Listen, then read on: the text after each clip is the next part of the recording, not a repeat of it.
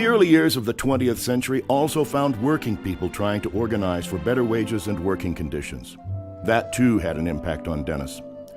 His great-grandfather, John Davin, lived in Pueblo, Colorado, and worked at the Colorado Fuel and Iron Corporation. At the time, it was the largest steel mill west of the Mississippi River. The mill and all the coal mines throughout southern Colorado were owned by John D. Rockefeller. In 1913, miners of those CF&I coal mines went out on strike. On April 20th, 7 months of violence during the strike peaked at a mining encampment in Ludlow, just north of Trinidad, Colorado. 2 women and 11 children were hiding in a dugout under a tent. The tent was set on fire, and the women and children burned to death. In disgust, John Davin left his job at the CF&I and moved to Denver. Denis heard the story of that tragedy from his great-grandfather many times, and it moved him.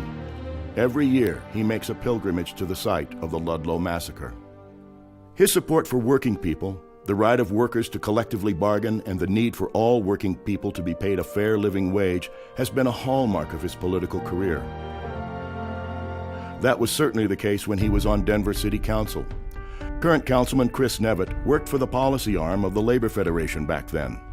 He was definitely also probably the most closely aligned with the union movement of any of the members of council. Some people would kind of pay us lip service, say the right things, not really do anything, but Denis was always willing to stand with us, which was much appreciated.